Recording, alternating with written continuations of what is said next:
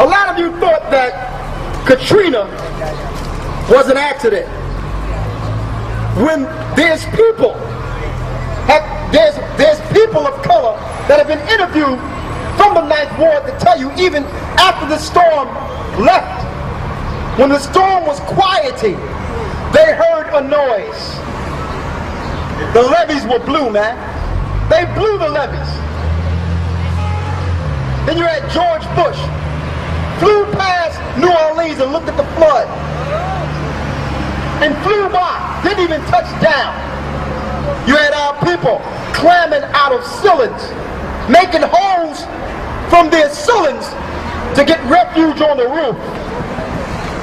You had our people floating on water, dead, diseased water. Had us living like caged animals as refugees, publicized for the whole earth. You didn't even call these people Americans. You called them refugees. And by calling them refugees, they had no American rights. Under the Constitution, they were not allowed to leave their area.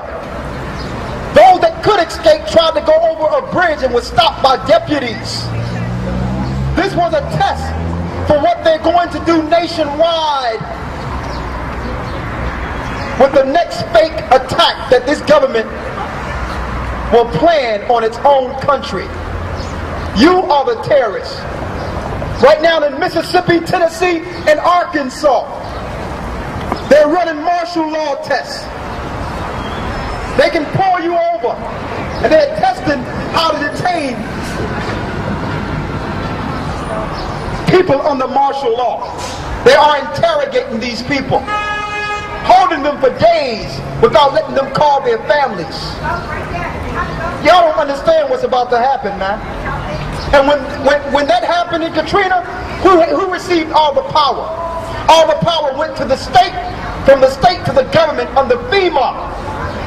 So all the laws under FEMA, the Federal Emergency Management Association, all the power goes to FEMA. FEMA just signed over a $3 billion contract with the government. To do what? To prepare for a martial law they didn't even tell you about. That's why we came. We'll let you know, brothers and sisters, while you out here trying to get vanilla Dutches and shaking your behind, they got a plan to kill you. You notice in the 90s, they took bars, they put bars on all your subway systems. You don't believe me? Go and check out your subways. The orange line and the green line, the orange line and the blue line. Certain time at night they lock it. In a state of an emergency, they're going to, the U.S. Army in Blackwater will come to your neighborhoods and escort you to your trains and lock the doors. They will do express trains down to the Navy base here in Philadelphia. They're going to do this all over the earth. Here's a FEMA detention camp train right now. It's 3 stories high. Why do FEMA have this train? Why are they not telling the American public what these trains are all about? You think the Jewish Holocaust was something? That was child's play compared to what they're going to do to you. Another thing, hold this for me, brother. Somebody tell me why I'm looking at, apparently all contingency are being taken care of. Photographers have snapped pictures of an estimated 500,000 plastic coffins in Georgia. Why do they have plastic coffins waiting in the middle of nowhere in Georgia? Huh? We're going to show you. This is the government now. They have these coffins just sitting there. People have snuck in and took pictures of the army planning a mass slaughter on their own people. On their own people. I'm going to read this.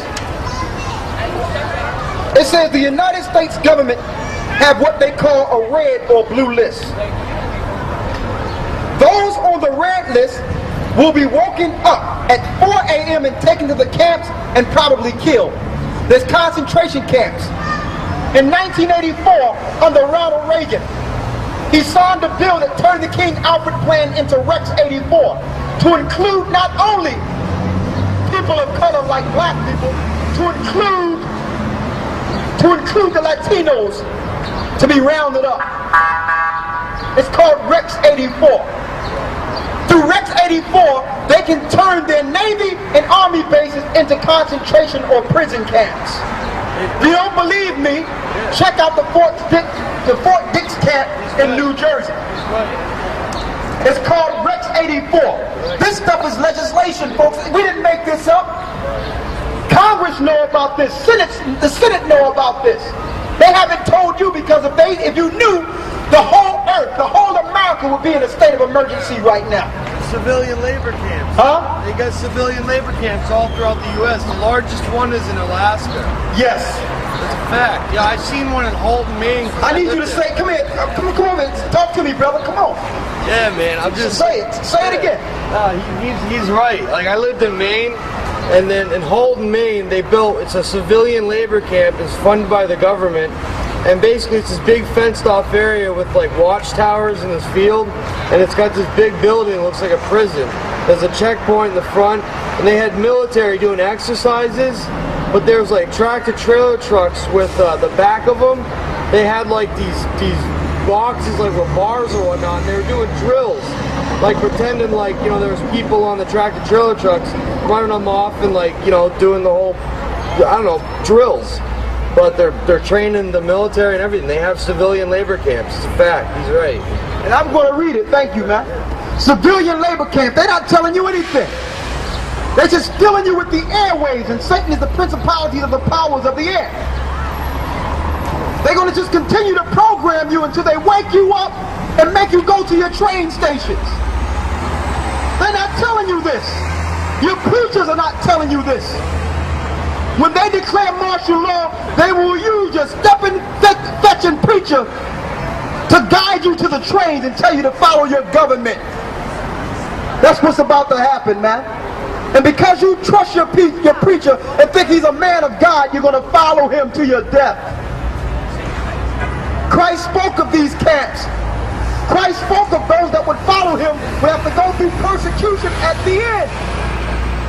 So we out here begging you, man, to understand and wake up, man.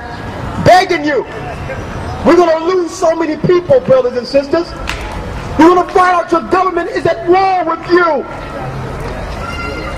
They're at war with you. They're not looking for Al-Qaeda. You is Al-Qaeda. Thank you. They're at war with you, man. Here it is, they say they're chasing people with turbans, but yet now they're locking us up under terrorist legislation now, calling us terrorists now. They're not looking for people in turbans, man. We are the terrorists. There's more. The red list. Here's the people that are placed on red list. I know we're on the red list, but I'm going to read it. These people are the enemies of the New World Order. They are the leaders of patriot groups, outspoken ministers like us, outspoken talk show hosts, community leaders, outspoken and probably net leaders. These people will be dragged out of their homes at 4 a.m. and will be taken to FEMA detention centers and killed. Now don't say it can't happen, because ask the Jewish people, can this happen? And like I